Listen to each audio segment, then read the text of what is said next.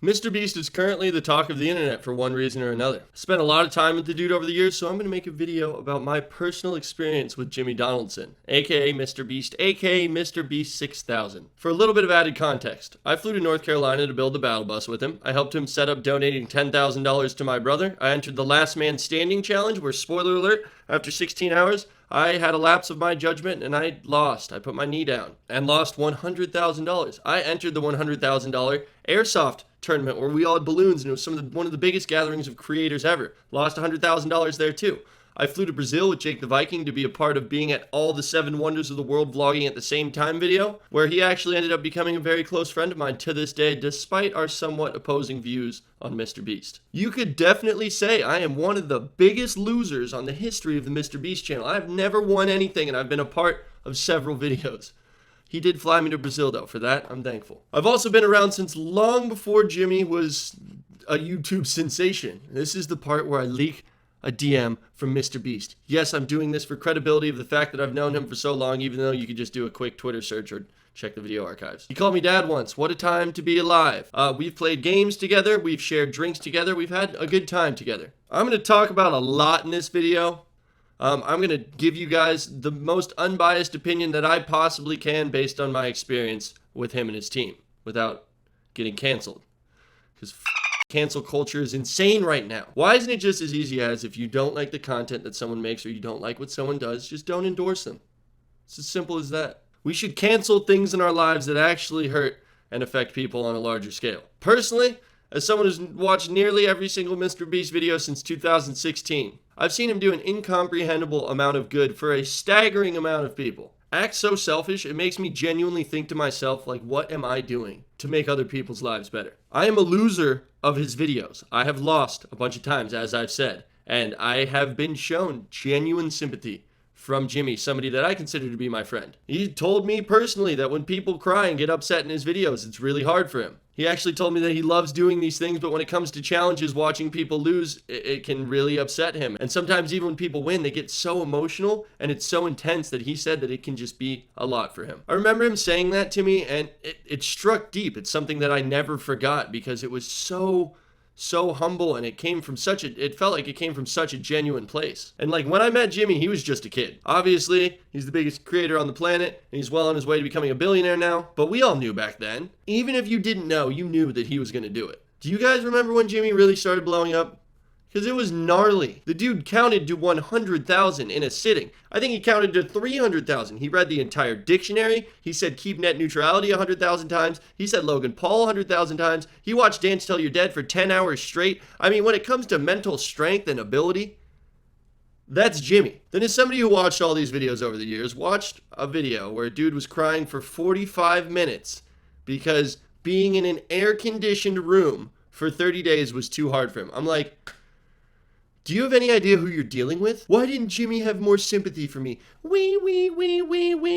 All these allegations, obviously some of them are serious. We're going to get into those too. If what's going on with formerly Chris is true, that's obviously not cool. If Jimmy somehow knew about all of this, that's incredibly not okay. But there's no proof that Jimmy has really done anything wrong.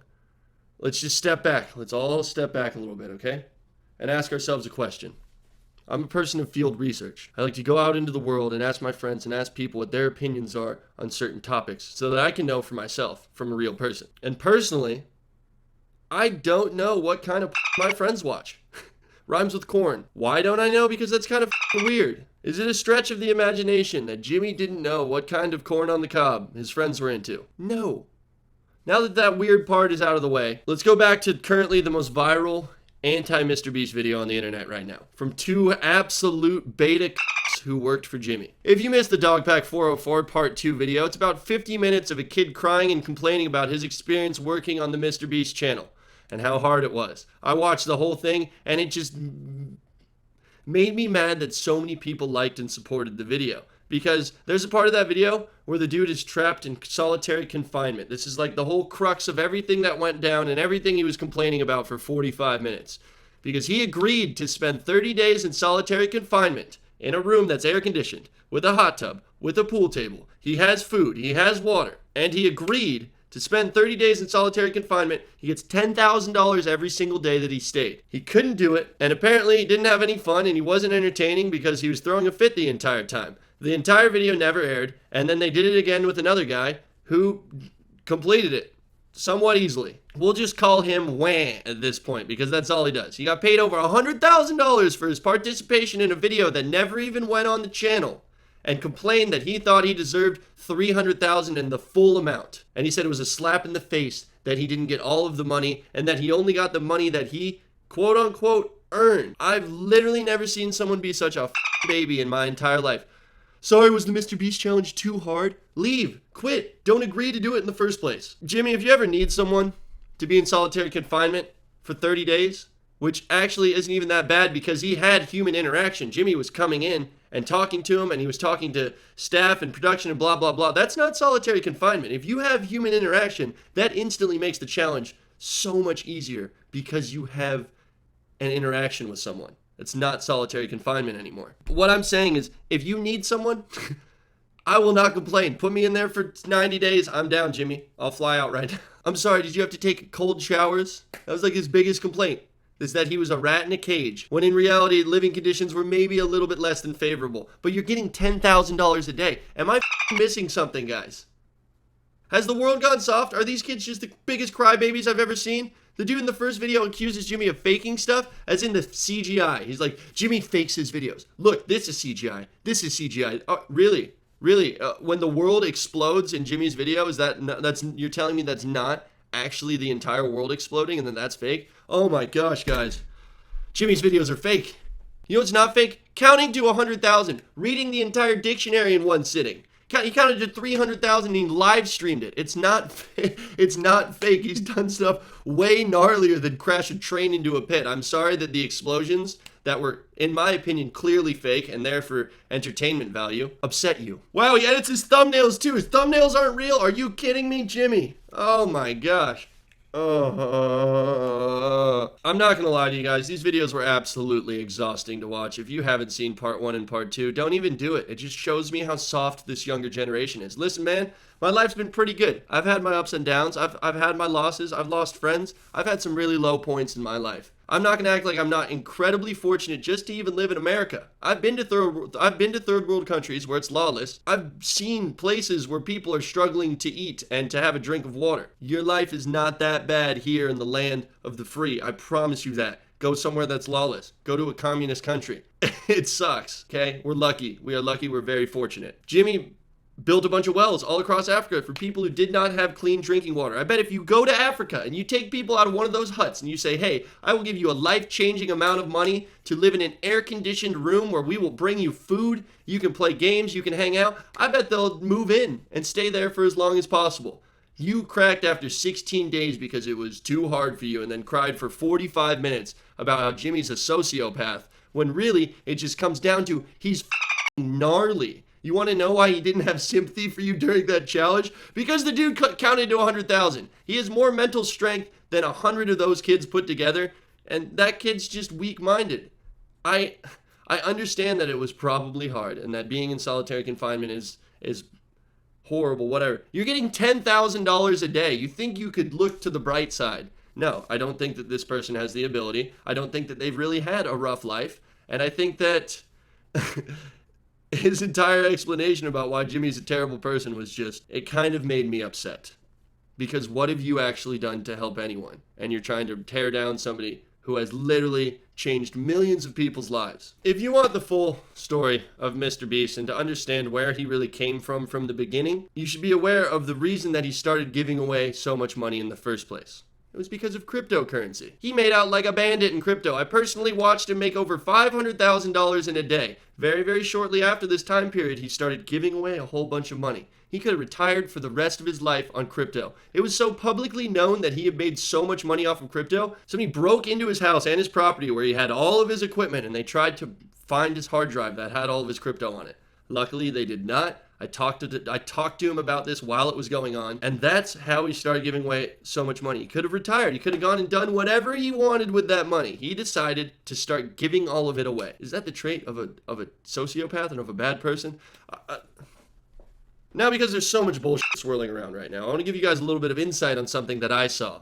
MrBeast comments are being censored. This is insight from somebody who's been on YouTube for 6 years longer than MrBeast. When I joined YouTube, there was not a single YouTube channel that had more than 100,000 subscribers. How do I know this? Because it was Lonely Girl 15 and I watched it happen. Everybody's saying that MrBeast comments are censored. Good. So are my comments.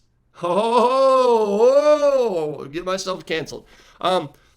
Jimmy more or less has a children's channel. Like it's not really a kids channel, but it's become a kids channel. And there's so much that you cannot say in my comments. Check it out. I'm going to blur it so you guys can't see my phone number and my address and my mom and dad's full name, and you can't say the N-word and you can't use racial slurs. Yes, all of this stuff is banned from my comments, okay?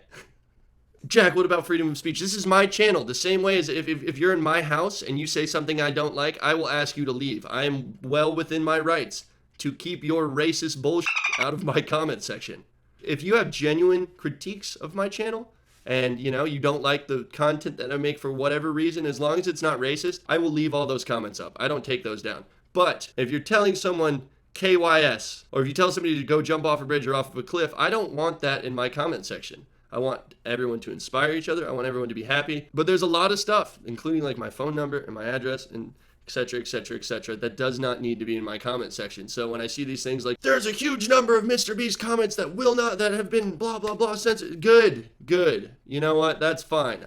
My list of things you can't say in my comments is a mile long. I can't even imagine how long Jimmy's is. That's just something so ridiculous that I wanted to bring up. Now let's go back to the Delaware situation.